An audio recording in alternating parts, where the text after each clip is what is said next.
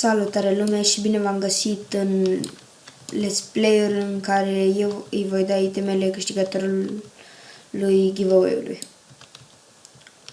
Așa. Avem să-i dăm ceva cu fere. Sper să fie bucuros că a câștigat giveaway-ul.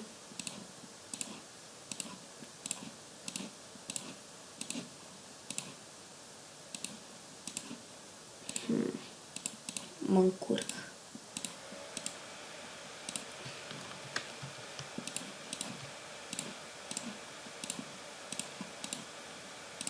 Bun.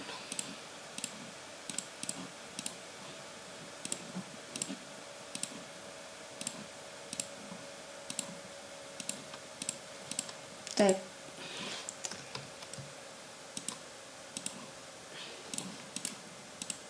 Stai. Să-ți dau mai întâi inelul.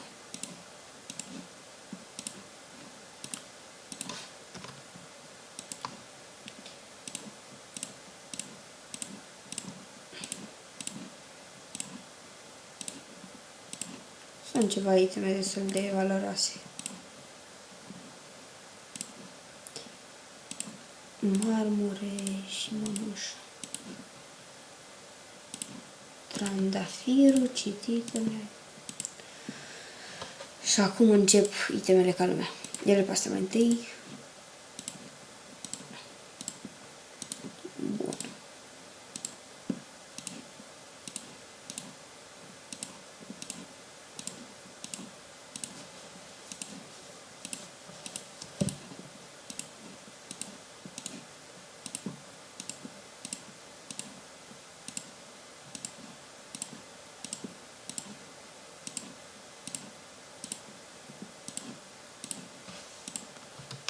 Bun. Să le folosești cu noroc.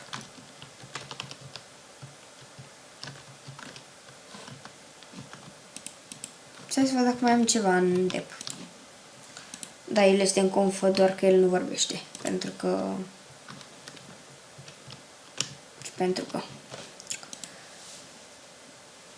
am niște cărți, niște iteme.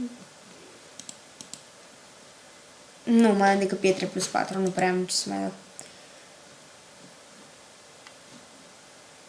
Ok, hai, zâmbește la camera.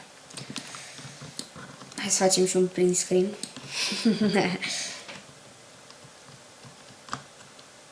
Da, deci ăsta a fost și let's play-ul, adică nu e chiar un let's play, în care eu i-am dat itemele câștigătorului. Pa!